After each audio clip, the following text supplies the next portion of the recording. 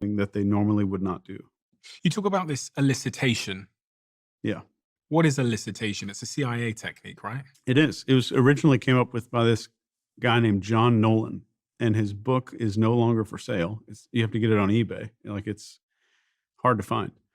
But the book is called Confidential. Why isn't it no longer for sale? I think that he just kind of pulled it off the shelf. I'm not sure. Okay. So elicitation is about using statements instead of questions. And I'll give you an example. Let's say you and I walk into Whole Foods, we're in New York, so it's probably a block away somewhere. Mhm. And we walk in there, and let's say there's a young lady stocking produce. Mhm. And you get in there, and I say, all right, Stephen, your goal is to go figure out how much she makes in 60 seconds, and you're not allowed to ask any questions or be awkward. And that's tough, right? It sounds really tough. So if you went over to her, and this is a generalization just to get you to understand what elicitation is, and said, hey, I'm trying to find the baby carrots. And she walks you over there, but while you're walking, you say, I just read this article online that says all Whole Foods employees just got bumped up to $26 an hour. That's fantastic. And she turns around and goes, what? No, I make 17.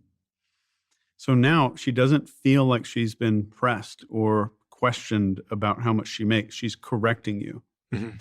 Or let's say you got into an Uber tonight and you said, I just read this article that Uber drivers were one of the top most highly satisfied employees in the country.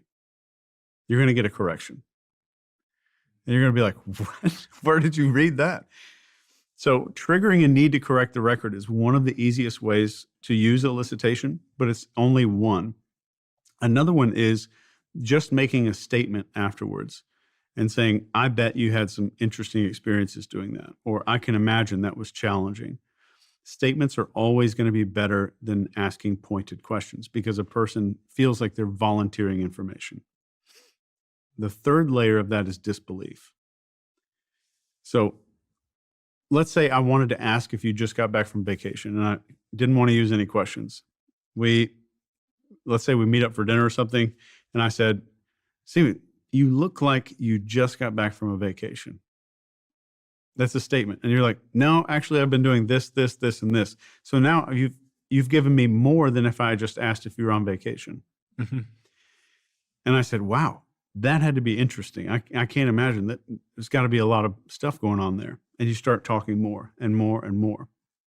And then, like, that sounds great. There was no challenges to that entire trip. I love when everything is 100% flawless. And you're like, no, well, actually, and then you start going into that, and I'm like, no way. Then now we have disbelief that comes in. And I haven't asked a single question yet.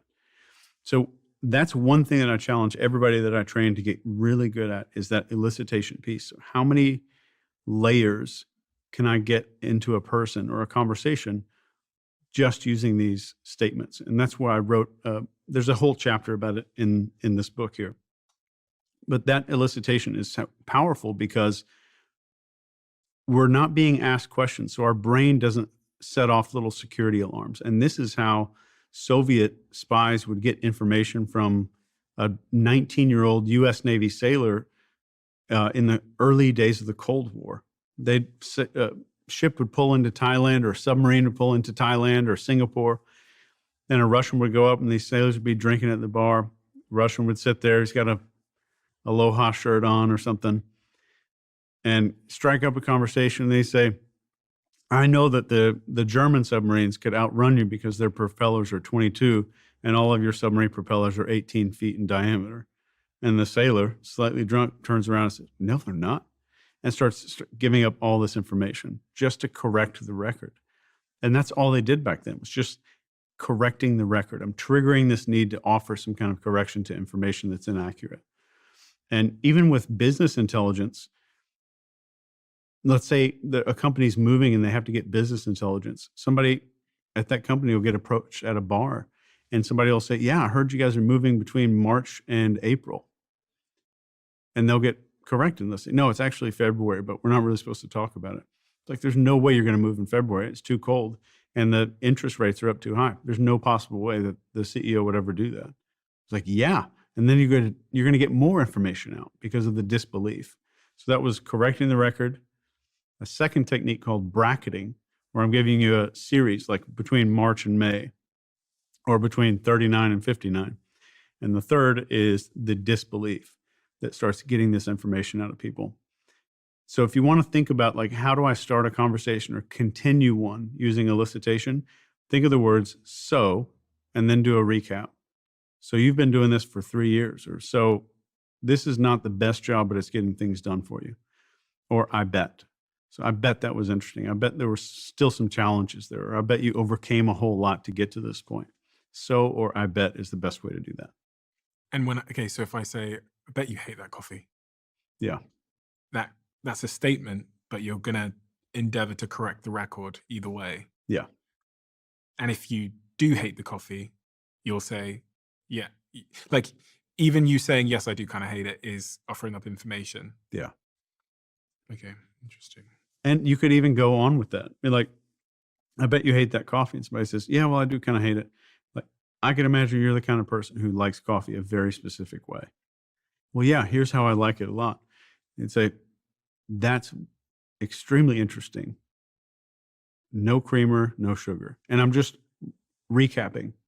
So why is that better than me just going, how do you prefer your coffee?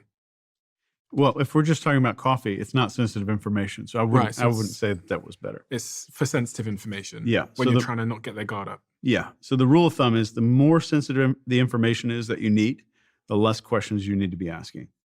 And is that what, I mean, that does correlate to kind of like how the information that the spies I've interviewed have given me, like Andrew Bustamante and Mike Baker, they've both said that much of the game was like hearing someone out and just letting them talk and talk and talk and talk. Yeah. But not being too pushy. Yeah. And that's the best way to not be pushy, is to use the elicitation